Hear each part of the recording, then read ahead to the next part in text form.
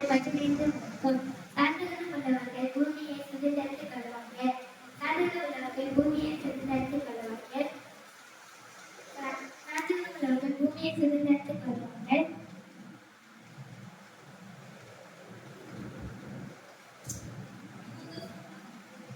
மிகுந்த சமாதானத்தினால் பரமகிழ்ச்சியாய்